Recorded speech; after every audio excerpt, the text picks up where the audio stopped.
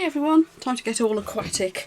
We're going to have a go at this lovely fish mould. So I've also been asked about how to paint in the powders. Now I thought I'd shown this in a lot of videos and a lot of people have shown it before, but as I keep getting asked, we're going to go for it. So I'm going to show you how to paint in some different powders that I've got here.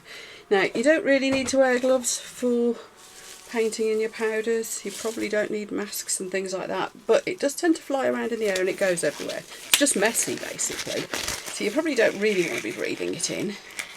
The powders are very fine, and I just keep getting really mucky hands and I can't get the staining off my nails, and so I'm putting gloves on anyway.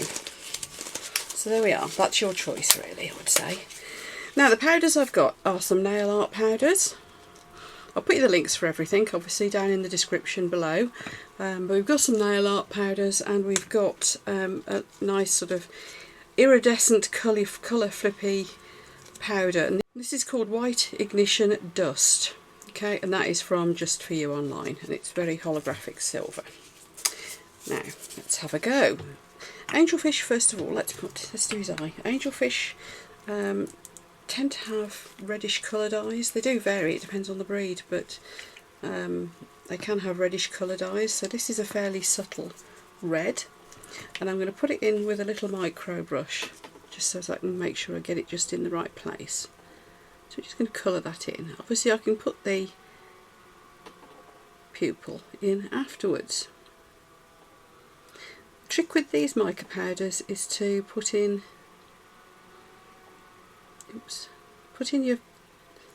your details first, I would say, because then you can just go slap happy with everything else afterwards.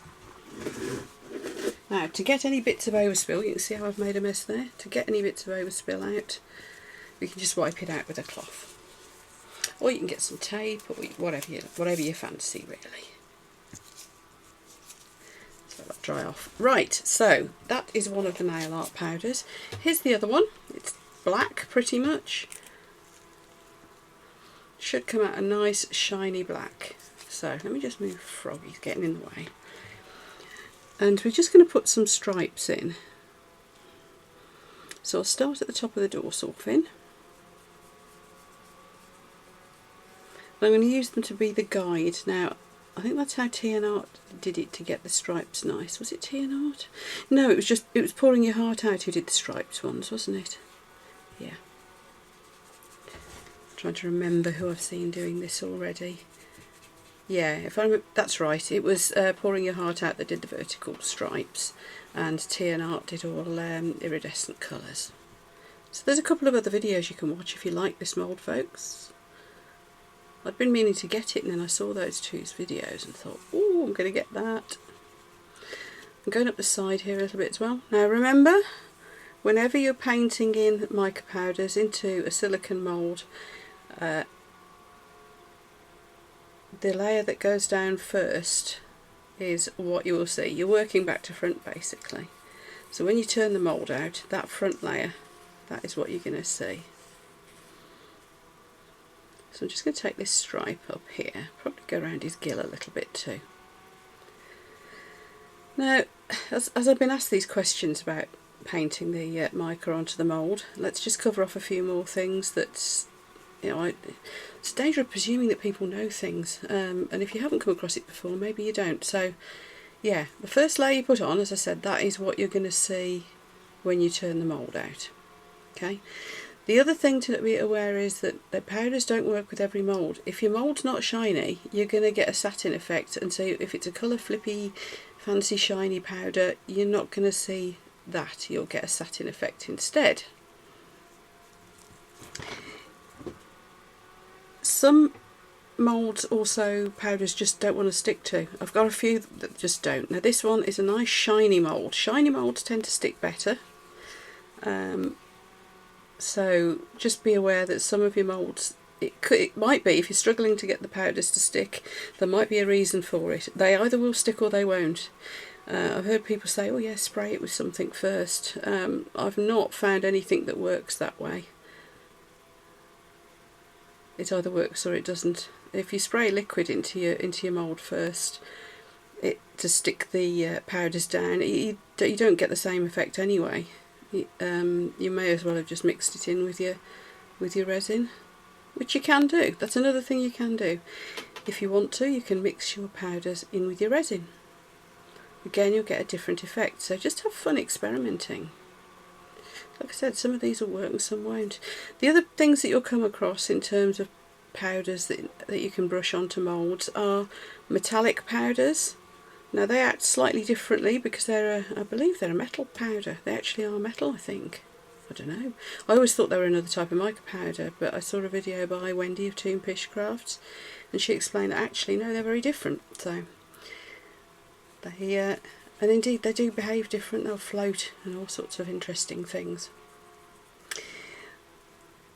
Then there's the flakes, mica flakes you may have come across. I've been using some particularly beautiful ones in some of my videos recently, and they act differently again. You can do exactly what I'm doing here with them. And then you basically you're burnishing it onto the silicone. You're just rubbing it on so it gets that sheen and it's well fixed down onto the silicone. And you can do that with those flakes. However, there are even less moulds that those flakes will actually stick to. They're fussy buggers, and there's some moulds they just won't stick to. Now, extremely shiny moulds on the whole, yeah, you've got no problems. But even so, I still have got one or two, even of my shiny moulds, that the flakes just don't stick to. But then there's nothing to stop you putting a coat of resin on and then applying the flakes to that, or mixing the flakes in with your resin, or lots of other things that you can do. Message here really is, if you find that your flakes or your powders won't work with a mould, it might not be your fault, because it really is this easy. If they're going to work, this is how easy it is. You just paint them in. Now, I always put a bit too much on my brush. If you want to see it done in very, very fine detail, take a look at the videos from Wendy from Toon Pish Crafts. She is extremely good at doing really fine detail, and I asked her how she did it, and she says, I just put very little on the brush. And I looked at what she does, and she really is very patient and does it little tiny bit at a time. Whereas I just am a bit more slap and dash with it. Slapdash, that's the word, isn't it? Slapdash. So yeah, if you want to see how fine and detailed you can get, Wendy's your girl. So, oh, and of course there's a link to Wendy's channel on my homepage of my channel, and some of my other favourite crafters.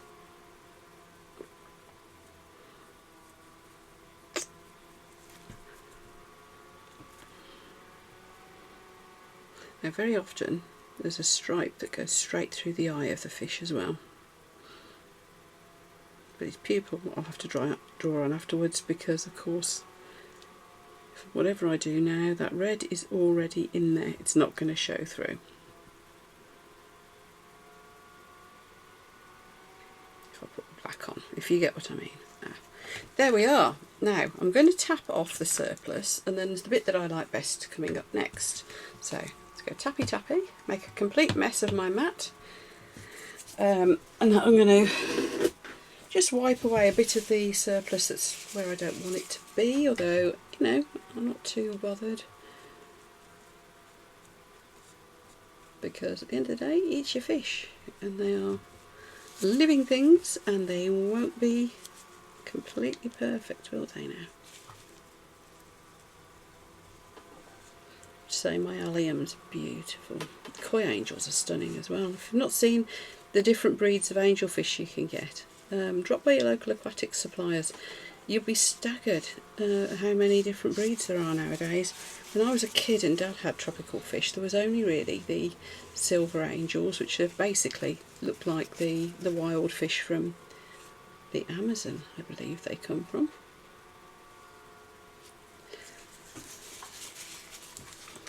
But nowadays there's all different colours, like there are in well, a lot of things. You know, like you get different colours of cats and breeds of dogs and all that sort of thing. There's loads of them. Even guinea pigs. Loads of breeds of guinea pigs. So just going to do a little bit of tidying up, just get that edge a bit neater. So you can be as fussy about this as you like, really. I'm going to leave it at that. That's not too fussy actually, is it? Next trick then will be to put in the final coat. Now I love this because this is so easy. Because you've got your base colours in, whatever you do now, it isn't going to show through them, it's only going to show on the bits in between. So you can go slappity slappity slap and put loads in. Now your silver angels are basically metallic silver, so I could have just used a metallic silver glitter, powder, just one of those metallic powders, but I fancied holographic. When I saw Pouring Your Heart Out, I believe she used a holographic as well, and it did look really nice, but she did gold stripes, which was pretty. I fancied doing something that's more like the real thing that I've got in my fish tank, because then I can put it on the wall by my fish tank. Shortly I'll be putting the resin in this to cure, so what I'll do while that's curing, I'll go and film, oops, don't need any there, do I? I'll go and film the fishies, and I'll pop a video in for you. That can be kind of the interlude, can't it, while this is drying. Now with this, it is very much slap it all over. I do like, whatever I'm painting into a mould, I do like to have a finish layer of something. Sometimes it can be just that I want the black to show through, because we typically use black resin to make your metallic colours pop. You don't have to, but it's you know, for me, that's what I usually do. I find it works the best. Now, but yeah, I do like to get round with a final layer of something, unless I'm doing a deliberately let the black show through of the resin, because then you can, you make sure you've got no gaps. So I tend to do that, put the last layer in, give it a final woohoo round like that. Not too worried if there's some surplus in there. Let's get some resin mixed up and pour it in. Now the resin I'll be using is the Apex resin from Just For You Online. I'm using it a lot lately, I am getting on very well with it, so that is what we'll be using. I just need to find a clean pot. I need to have a good clean up in here. My pots are all dirty. Oh, there, that one's clean. Right, this resin, nice and easy to use. It's a 1-to-1, which makes life a lot easier. If you're not going to do anything clever then, you just chuck it in your pot and stir. I've no idea how much this mould's going to take. I'm going to do 80 millilitres initially, simply because it's a 100 millilitre pot and you've got to allow yourself some room for stirring, haven't you? Otherwise it'll go everywhere. And also I'm going to put a dot of black pigment in it. So this may not be enough, quite likely I would say. So I'll be mixing up some more shortly. But for the meantime, let's put the fish to one side and we'll get mixing. So I'm going to give it a good stir.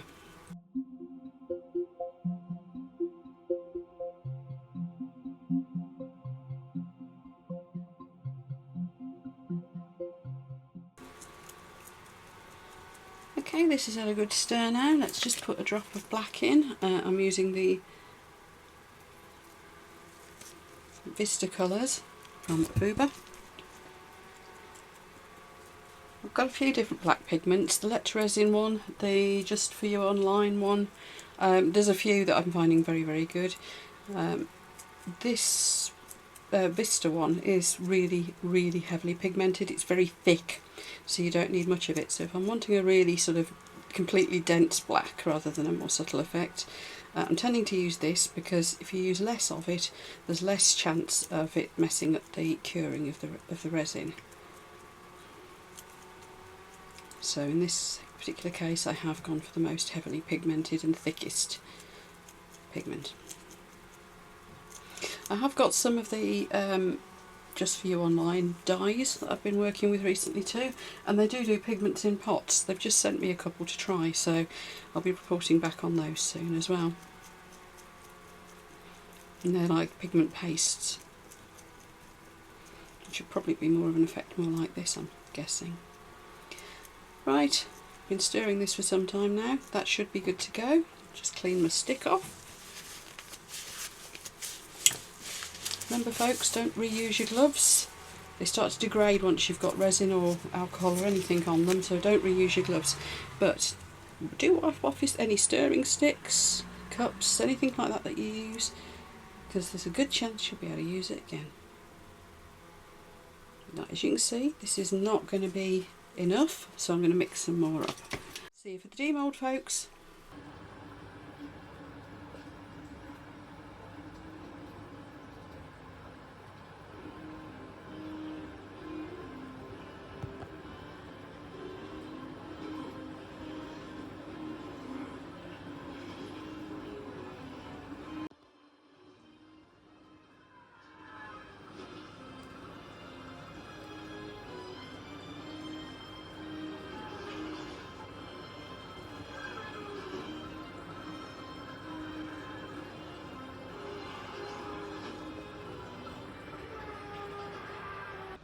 Here we go then folks, I've demoulded it and time for the over dramatic turning over. Here we go, 3, 2, 1. Don't like to build up suspense too much. I brought it into the kitchen because the lighting here is better, but look at that colour flip. I think maybe I did too much black, and the silver could have been more silver if I was looking to be realistic, but isn't it lovely? I've just put a little black line through the eye and a little dot of clear nail varnish just to make it 3D, and job's done. If you've enjoyed this video, give us a thumbs up folks please, really appreciate that. And also of course, as you know, all the links for everything you might need if you wanted to make one of these are below this video, and I look forward to seeing you for the next one. Bye everyone.